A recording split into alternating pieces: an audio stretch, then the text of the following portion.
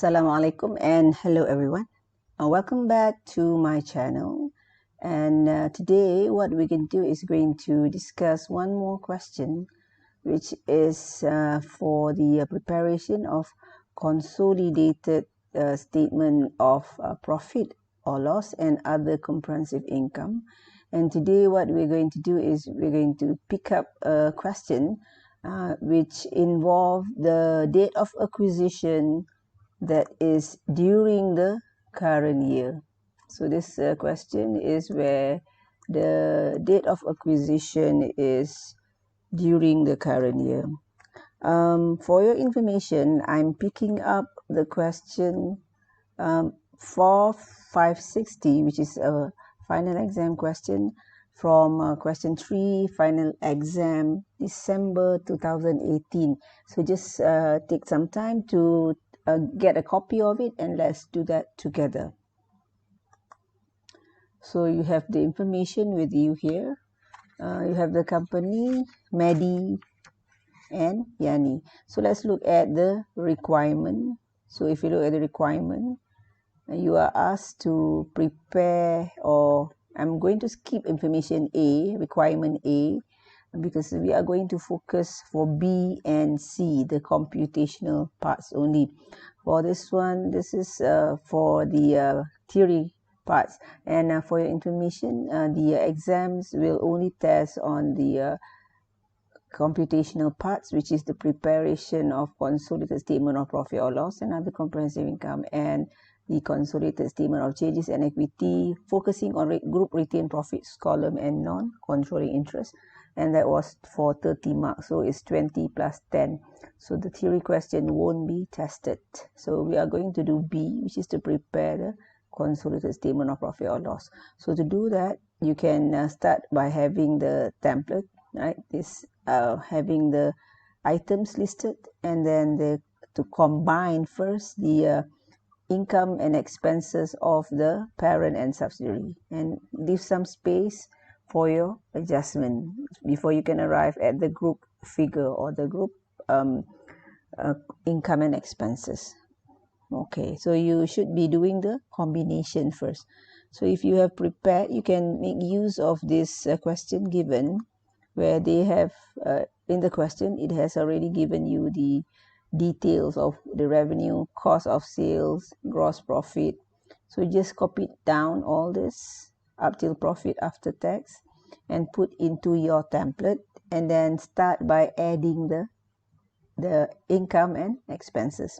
After that, after you have done that, we will be going through the additional information, and we are going to see what are the adjustments that we need to do. So before that, we read the first paragraph, where this is a public listed company that is involved in beauty and health products, and the date of acquisition is on 1st of April. So if that is on 1st of April, if you can see, the reporting day is here, 31st of December. So if you acquire on 1st of April, which is the date of acquisition, that is saying that this is 1st of April 17, and this is 31st of December 17, and this is the beginning of current year. You do not acquire it at the beginning of the current year, but you acquire it here. So this is acquisition during the current year. So this acquisition period is just 9 months. So we need to say that it is not even exactly a year. So for that 9-month period, the income and expenses of Yanny will be consolidated. And if you see here, the acquisition is 80% for the ordinary shares. It means that the NCI is 20%, and the acquisition for the preference shares is 20. And it shows that this is a non-redeemable preference shares. It is not a non-current liability. This is an equity listing shares, and this one will be partly, if you have preference dividend, that preference dividend is still a distribution of profits. distribution of profits or appropriation of profits, if there are any preference dividend that we need to deal with later. You're informed that Yanny has not issued any new shares since the date of acquisition.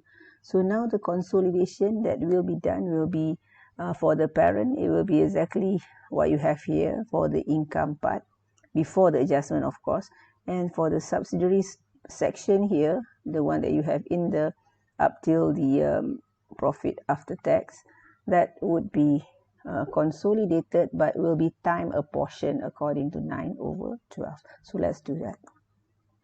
So I've done this. So for the section of Meddy, which is the parent, you just take the figure here, right, up till here, and you are going to add them as it is. You're going to add them as it is, right? So you're going to take up till taxation and you're going to add them as it is. But for the one of the subsidiary, you are going to apportion them according to 9/12. So we do for parent, and next this is for the subsidiary. Okay, you can see here in the subsidiary section, I have the income and expenses is being time apportioned according to the 9-month period. So even if you have acquired it somewhere, let's say not 1st of April, maybe somewhere 1st of October, the period or the time will be adjusted. So here 9 months, but if it's acquired in a lesser period, of course the time apportion will follow the month that has been acquired. So you will be doing that. After you have done this, we are just picking up what we have. So now we are just doing the combination. Later we'll be doing the consolidation adjustment. So this section is for consolidation adjustment in case there are things that we need to adjust, and there are a lot of things that we need to adjust.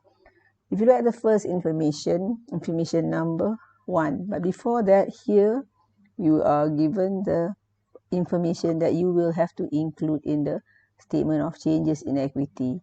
This part of information here is the information in the consolidated statement of profit or loss and other comprehensive income. But the one here is the one that you will put in the consolidated statement of changes in equity. And of course, your focus is the retained profit and the non-controlling interest only for this particular topic, which is on preparation of consolidated statement of profit or loss and other comprehensive income. Let's start with the first one, on the acquisition date. So on the acquisition date means on 1st of April 2017. Right. You have all the identifiable asset and liabilities were correctly measured, except the fair value and the increase in the fair value of building of 420,000. So there was this fair value adjustment, and that is an increase. So if you can still recall, the increase would be normally, if you talk about debit credit, that is going to be debited in the building. It will be credited in the ARR of building. But bear in mind, this is happening on the date of acquisition. So whatever happening on the date of acquisition, the parent will not have the share on the fair value of the net asset, because revaluation surplus is part of the fair value of net asset on the date of acquisition. So that is going to be recorded later if you prepare a SOPL, but we are focusing on our SOPL here, since we are going to focus on the depreciation part. But here is not going to affect so much, but our focus 420 here. Okay, and the depreciation adjustment you will have to do, because you are informed the remaining useful life at the date of acquisition was 20 years. So fair value of the building has yet to be adjusted. So building has yet to be adjusted. So what you will do is you need to go and adjust for depreciation. So the depreciation that will be adjusted will be the under provision of depreciation. So for the under provision, of depreciation. What you will do is you're going to go and add more depreciation because it has been underprovided, 21,000, and this will be adjusted in your SOPL. Yeah, you are going to add more to your expenses, and this will be credited in the building account, since building account is, let's say it is at the carrying amount. You will have to credit to the accumulated depreciation if that is given in the question. And how do you get 21,000? That was 420,000 divided by the remaining useful life, 21 years. So you have 21. So this has to be adjusted in the CSOPL. So let's look at that adjustment here. So if you can go in expenses, we'll have to adjust that. So if you look at the expenses section here, I have already made some adjustment for that depreciation. And this is here, you can see here, this is the adjustment where you include that 21,000, you debit, so you have to add that 21,000 in the adjustment before you finalize your income. There are many other adjustments, but we just focus on this part, the depreciation. Okay, so let's look at what we have next. So that will be adjusted here, the one of the subsidiary. One more thing is that issue here is the depreciation. So the depreciation is the one done in the subsidiary. It is adjusted in the current year's profit. So at the same time, that also need to be adjusted in the non-controlling interest profit attributable to the non-controlling interest. So that will be adjusted here as well. We'll go to detail later, but just to show you that this is adjusted here as well. Depreciation that was underprovided rising on surplus. Why? Because this is incurred by the subsidiaries during the current year. So if you have done that here for the subsidiaries so that we can get the group expenses, you also need to adjust in the adjustment to the profit attributable to non-controlling interest, as long as that is adjusted in the current year. So that was 21,000. Next, we go to the next item. As at 31st December, a land was revalued. So this is not land of the subsidiary. This is the land of the parent company, was resulting in a surplus. This happened somewhere in the current financial year end. So in terms of the journal entry, right, you are going to debit the land of Meddy. You will credit the ARR of land. Don't mix up the ARR together. And here you will also need to adjust the OCI. Why OCI? Other comprehensive income, since this is affecting the current year. So you need to credit to the ARR as well as include them in the other comprehensive income of Meddy. So how much will that be? 23,000. No adjustment is needed. So when you do this, this will appear in your consolidated statement of profit or loss, and specifically in the other comprehensive income section. Done. And let's look at the effect of that surplus. So the surplus is here. You can see that 23,000, and I am putting it, we should put it under other comprehensive income if that happened in the current year. For your information, there were no other comprehensive income in that current year until 31st of December. There were none given in the question itself. Right, we go to the next one. Adjustment number 3 now. Number 3 is on intercompany sale of inventory, where the seller is Meddy. The seller is Meddy because the subsidiary Yanny purchased goods from Meddy, and that was invoiced at 50,200. So that 50,200 is the intercompany sale. For the intercompany sale, you will debit sale. That will be in the and you will credit your cost of sale. That is to remove. When you credit cost of sale, that will also be adjusted in your consolidated statement of profit or loss. How much? With 50,200. That is number 1. Number 2, you need to remove the unrealized profit. So number 1 is where you go and adjust for the intercompany sale and purchase. Number 2 is that you need to remove the unrealized profit, and the unrealized profit is normally included in the cost of sale unless stated otherwise. So you are going to go and debit the cost of sale with the unrealized profit. And the unrealized profit is 20% because 20% was unsold.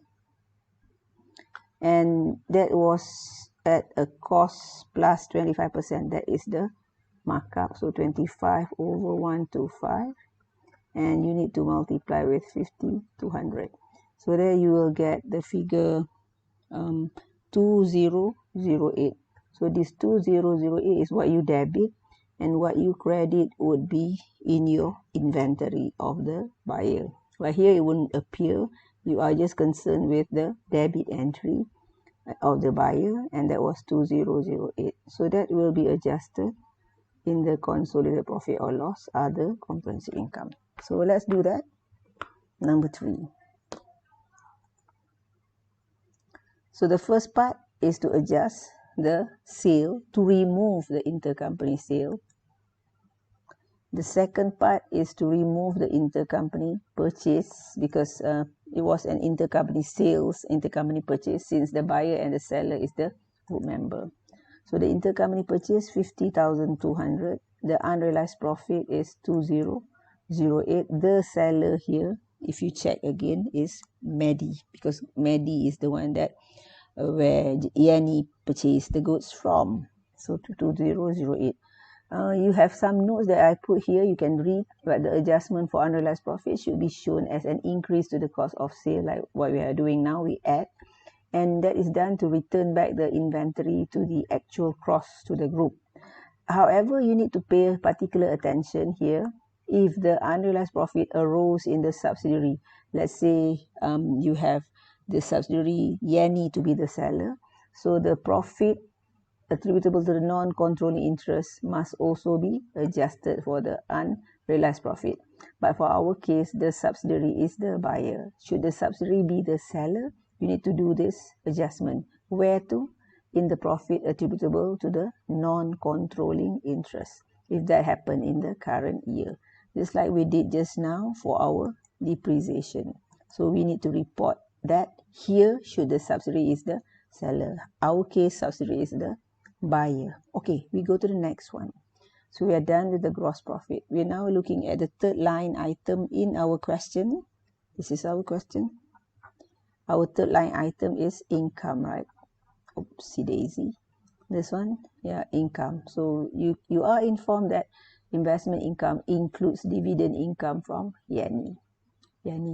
So meaning to say that the investment income that you report here, 15,000, later must be excluded with the dividend income, which is an intra-group dividend from your subsidiary. So that must be removed from this 15,000.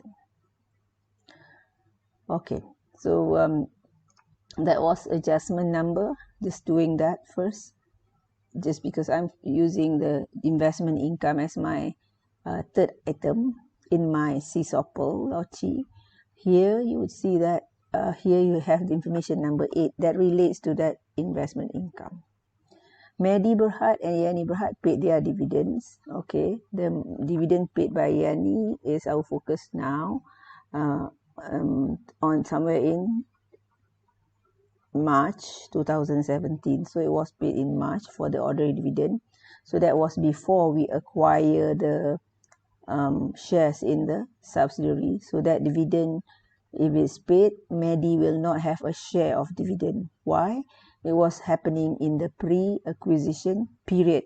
So the dividend that was paid during the pre-acquisition period will not be shared by the parent company. We are now looking at this part at the year end, the second part.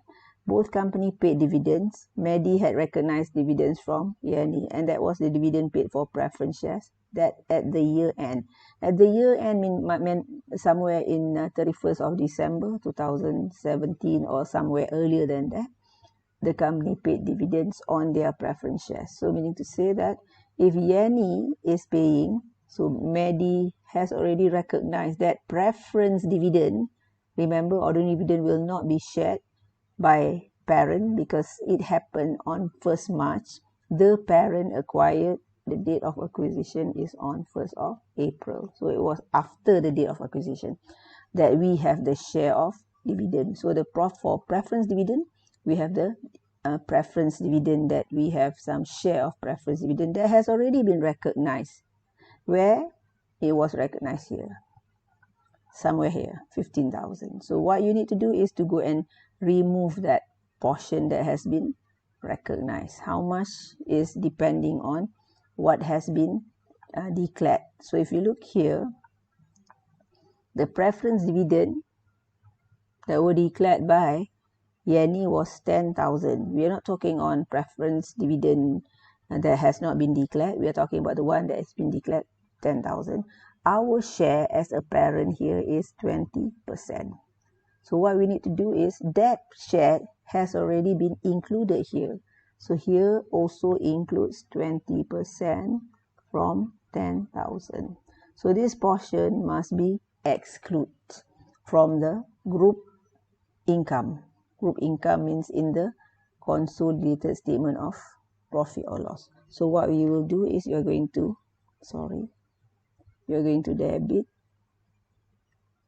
debit other income, which is in your SOPL. How much?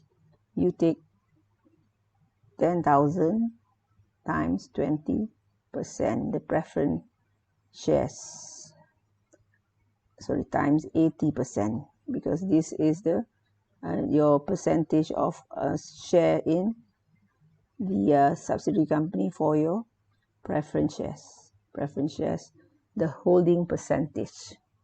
So that would be 80% times 10,000. It is going to be 8,000, and that would be also removed from the preference dividend payable.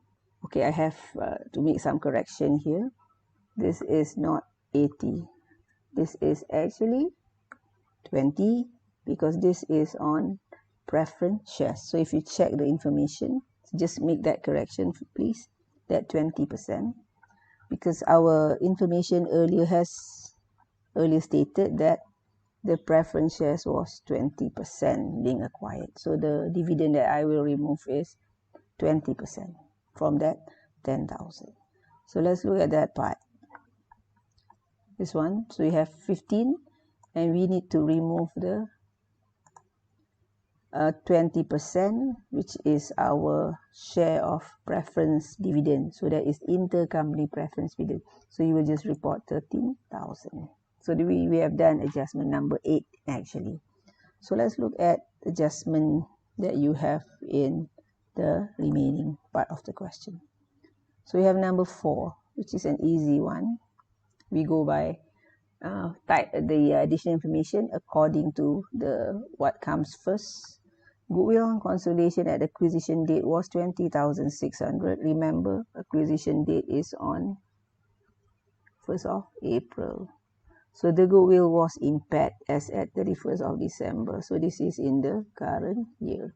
So when you impair goodwill, what you do is you will go and debit the expenses, operating expenses, or debit the impairment loss of goodwill. How much? 5% from 2,200. 5% from 2,600. That was going to be 1,060. So that will be credited to your goodwill in your CSOPLOCI if you prepare them. But this impairment loss is part of the expenses, the operating expenses. So what we need to do is we need to go and add to the operating expenses with the impairment in the current year. If you have impairment in the prior period, let's say you acquire in the prior year, that will not be included because consolidated statement of profit or loss reports things in the current year only. So if you can see here, this is the part on impairment that I've done earlier just now with you, and this is the amount, which is the impairment itself, 1030. And just now when we remove the excess depreciation, coming back to the part on depreciation, yeah, that was because we are removing the excess depreciation or any amortization expense if you come across from the buyer arising on the transfer, or either that can also be done if that was also arising on the surplus transfer or fair value adjustment. I add up that of non-current asset. Okay, so we are removing that from the buyer. So that's the reason that we do that, because this is an intercompany transaction again. So done with the goodwill, as well as a little bit more of explanation for the depreciation. Right. Next one.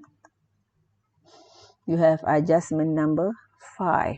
Adjustment number 5 is on intercompany income. 20% of other income of Meddy were management and consultancy fees that were derived from Yanny.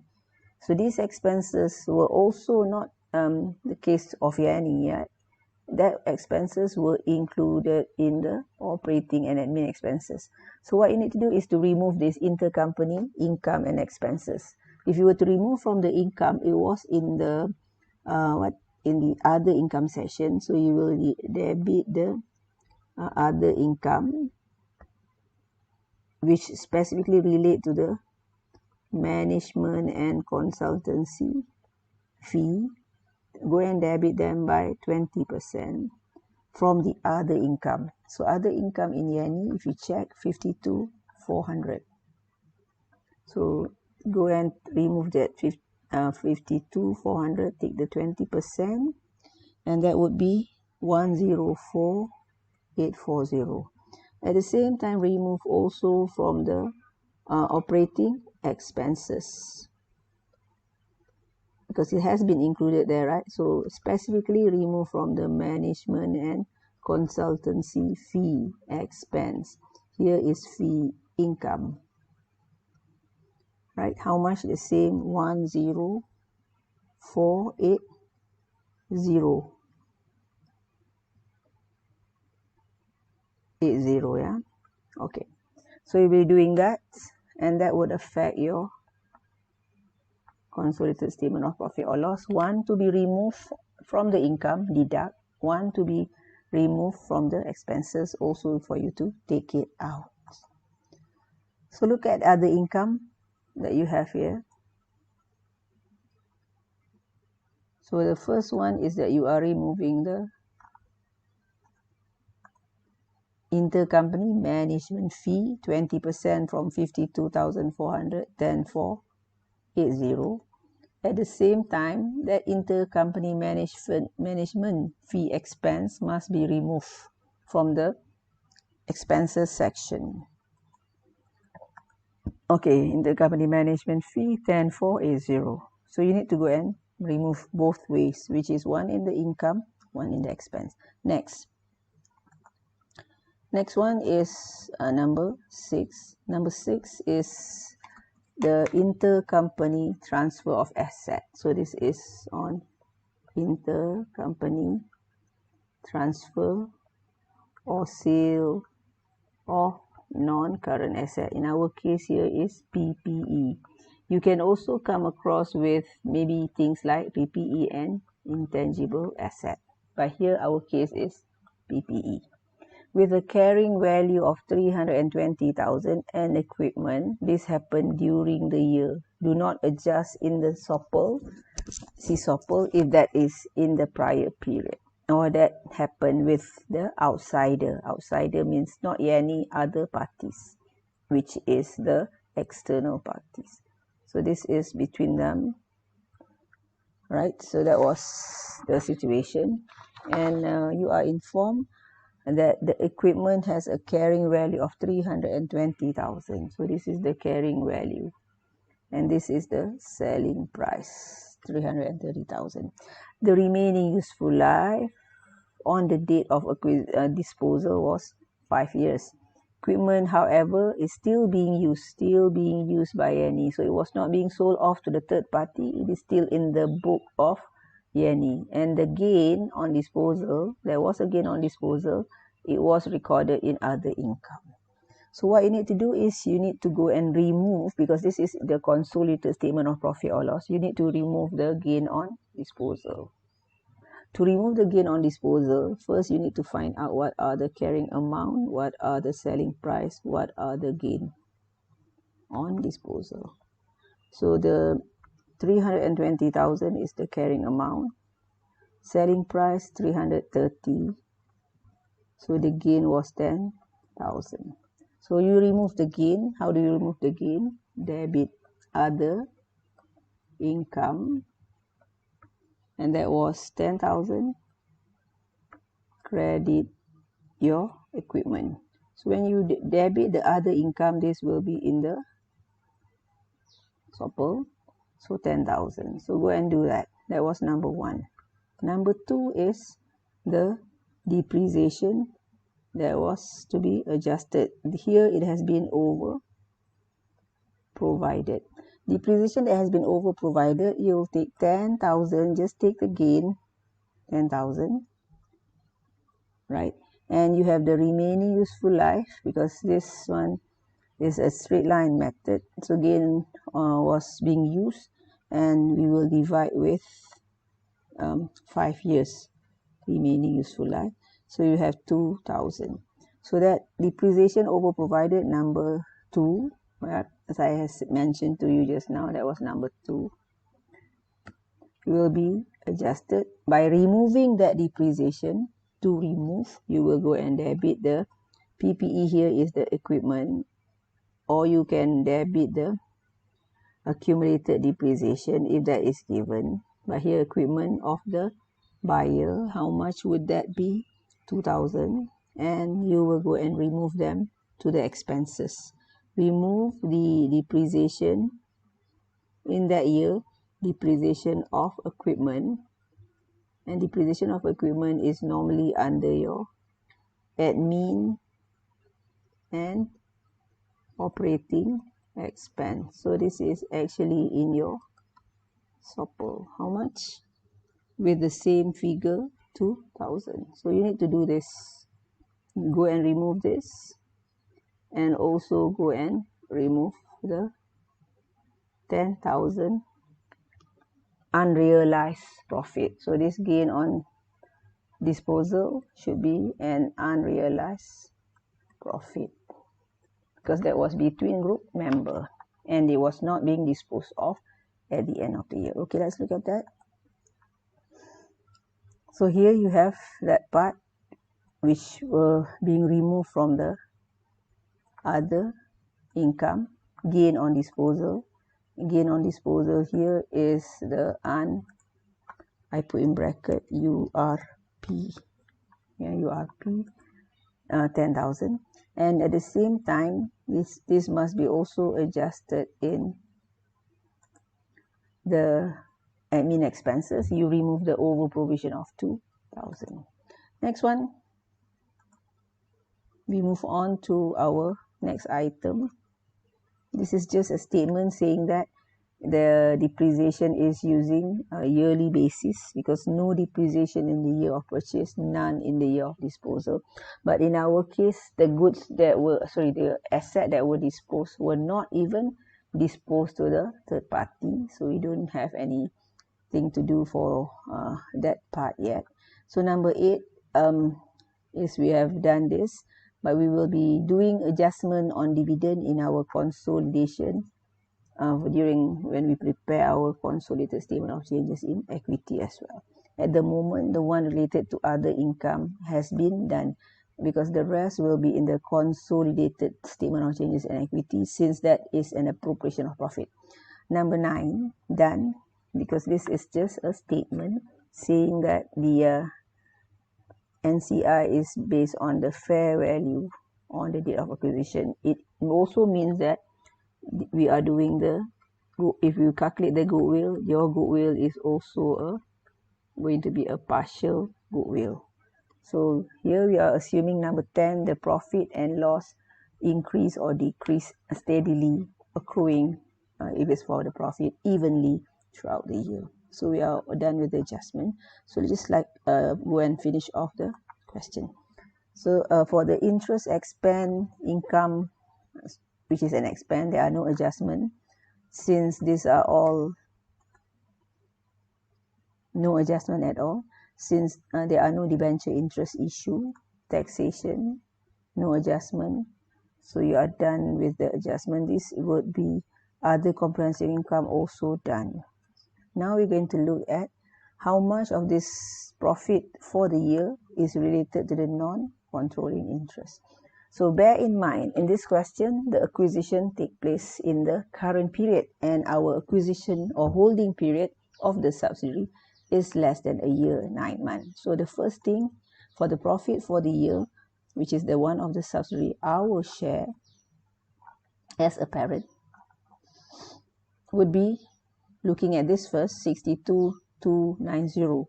But we're not going to take all. What we are going to take is just 9 months of it, since we only start acquiring the subsidiary on 1st of April. So the post-profit is what we concern, which is for the non-controlling interest. The post-profit would be based on the percentage, 20%. But before that, it was 62,290 profit for the year times 9 months. And this 9 months is actually the time apportion that we have already mentioned, time apportionment, which is based on the 1st of April up till 31st of December. So we have 46,175, assuming this transaction has been done already. So now we go adjustment to subsidiaries. We have done this earlier. Remember when I was doing the surplus, and the surplus also give impact to the depreciation, and that depreciation is in the subsidiaries book, and that happened in the current year. That's why we adjust here 21,000. Go and check and replay the video to the part that I mentioned. Non-redeemable preference dividend. Okay, for the non-redeemable preference dividend, this is actually appropriation of equity. So you need to go and check what is being paid and proposed. So what is being paid is being paid in the current year. You are informed for the preference dividend. They were being paid somewhere in December at the end of the year, and the dividends has already been included in the statement of changes in equity, this 10,000. Okay, so that preference dividend, which is non-redeemable preference dividend, that 10,000 will be included here. Okay, and the percentage that are attributable to the subsidiary for the preference shares, to the non-controlling interest in the subsidiary is 80%, based on this percentage, 80%. So this is the profit attributable to the preference shareholder. And now we are looking at what are being the profit due to the equity holder, or those owner of shares in the of the parent company, equity holder of parent. So the percentage here, if you see, the sum is going to be 151, 151. Wait, just hang on with me. Okay, 1571.5. That 20% is the non-controlling interest percentage. You have 3143. So the profit due to equity holder is 11143.5. This will be shown here. Remember, you need to prepare this as well as part of the answer. Part of the answer is also this. Therefore, you have the figure here, and then the remaining amount will be the one due to the equity holder.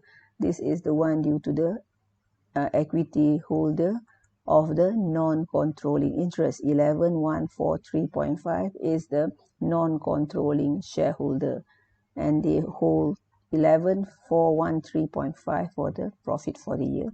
And for the parent, they will hold the difference, which is 235,474.5 minus this. You will get this.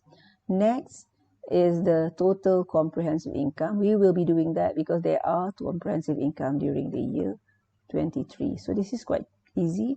What you will do is you'll take the profit attributable to the non-controlling interest that you have just worked out just now as per working one. This is working one. And you would have 11,143.5. You put it here. Revaluation of surplus that you will include here. Remember, it shouldn't be the one surplus of the parent. It must be the surplus in the current year of the subsidiary. Unfortunately, there is none. So it will give you the same figure again, 11,143.5. It will be a different one if there is some figure here. But here is the same.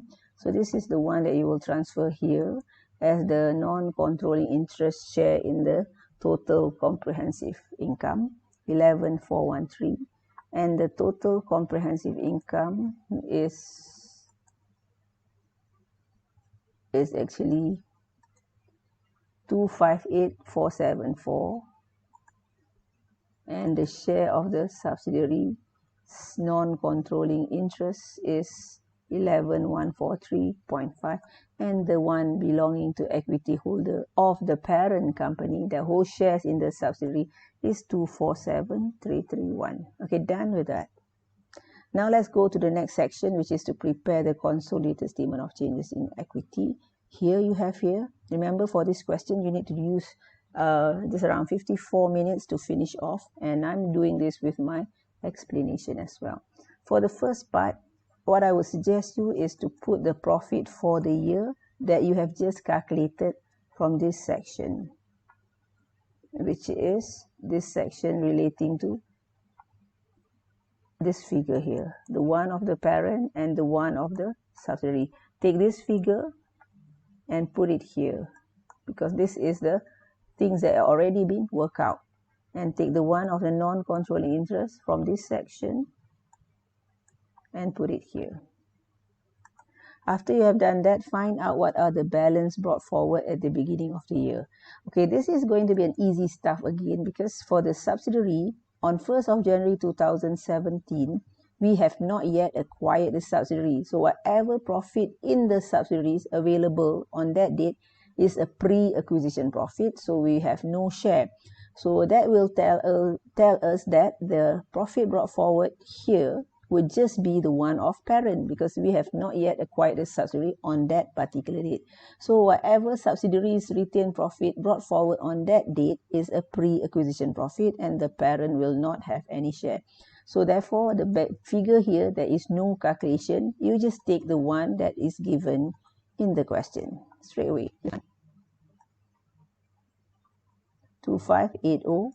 Unless you have other things being mentioned, then you may have to adjust. But here, just take that, and there are no adjustment to get the figure. Just take the one of parent. So here you can put a note here, H only. Why? Because the date of acquisition is somewhere in the current year, during the current year. This is similar to the situation where your subsidiaries is also acquired at the beginning of the current year. Next one, you need to work out the acquisition of the non-controlling interest that takes place on 1st of April 2017. So remember, this is not of Tanjung MLRT. I have to go and make correction here. I'm sorry about this. This is about Meddy and its subsidiary. Just make some correction. Don't copy down this. I'm going to make a correction now. Meddy and Yanny. And also the date should be 31st of December. This is, I need to go and make some adjustment here. So this is on 31st of December 2017. Okay, done. So now it is correct. Acquisition. Right, let's look at the working for the acquisition. So it's quite easy. For the renewable preference shares, you do it first. The one of renewable preference shares, the percentage is 80% for the non-controlling interest. Remember, we are talking about non-controlling interest on 1st of April 2017, not on 1st of January 2017. So 200,000 is given in the question here. This 200,000 times 1, of course, assuming it is 1 ringgit per share, so it is 200,000 ringgit. That is the assumption. So you have 160. Now work out the fair value of net asset on 1st of April 2017. Work it out. So it is not just the retained profit, it is also the share capital. So the share capital available, assuming it does not change in terms of the shares, you are informed here. No new shares issued. So the shares 500,000, right? 500,000. Assuming 1 ringgit, since no information telling you. Normally when there is no information telling you what is the fair value of the shares, you will normally assume it is 1 ringgit. Okay, so here is 500,000 times 1 ringgit, for example. So you have 500,000 ringgit. And the revaluation surplus of land in the subsidiary here happened on 1st of April, right? So you are going to include that 420,000 that you earlier have done in your first adjustment, this one, right? So remember I mentioned it is pre-acquisition reserve. You need to include in the fair value of net asset. I mentioned in my earlier explanation during the first few minutes of the video. Okay, now you put here 420. Retained profit. Okay, retained profit that you need to include here is the pre-acquisition profit on 1st of April, which is retained profit first would be 980,860. We are trying to find out what is on 1st of April. 1st of April would be 62,290, 62,290, which is this figure, right? And you're going to take just the 3-month period, which because this is the pre-period before 1st of April, so times 3 over 12. So somewhere as at 1st of April, you will have 15,572.5 because 3 months is the pre-acquisition period. So now you can total up the fair value of net asset on 1st of April, where you have share capital, revaluation reserve, retained profit brought forward, plus the 3 months profit up till 31st of March 2017 for 3 months. So you have 1572.5. Here is going to be the total times 20%, which is the non-controlling interest share in the net asset based on the share capital percentage. So 20%, you have 383286.5. So that was for the one of the non-controlling interest or in ordinary shares. The non-controlling interest in preference shares is 160. So you add these two together. Add this two together. If you add that, okay, just show you again. You have 542,286.5.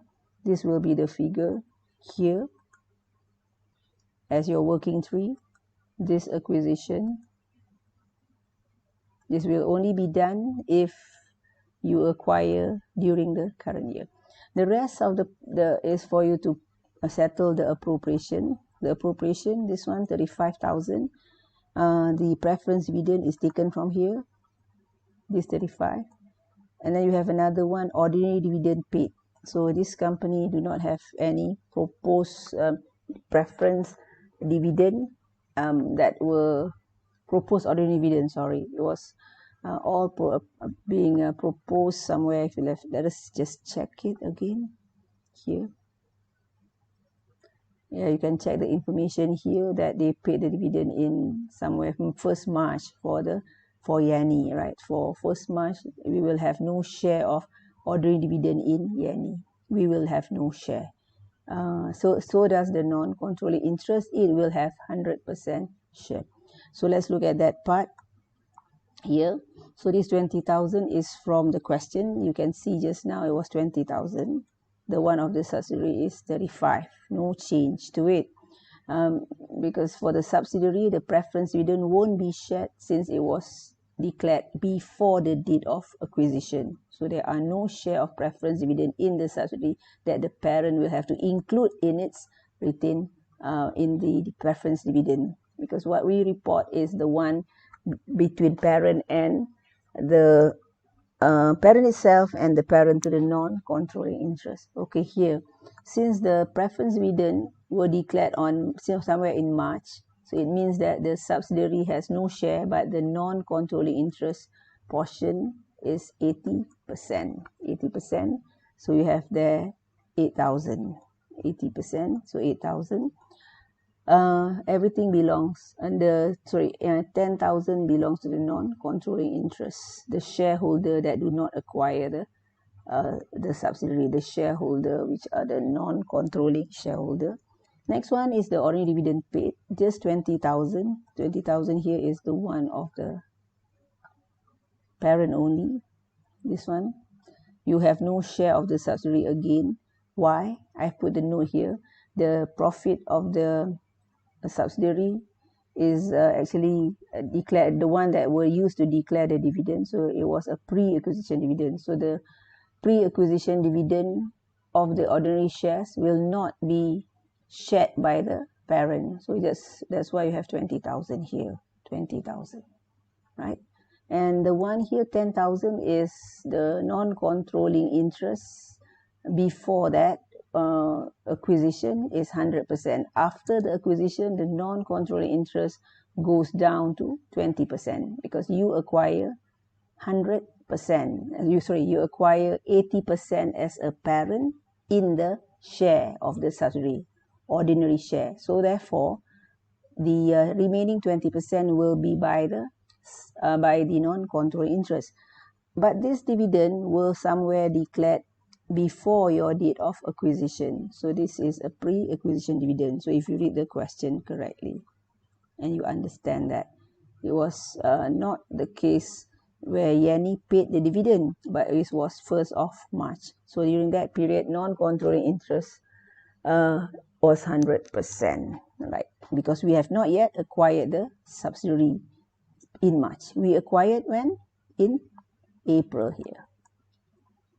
Okay, so therefore 100% of the subsidiaries. Then you have your 536,430. This is 27,49431. You are done with the preparation, and you should do that within less than 54 minutes. So we are done with that with the explanation. Try to do it within 45 minutes if possible. With that, I thank you for watching. I'll see you in my next video.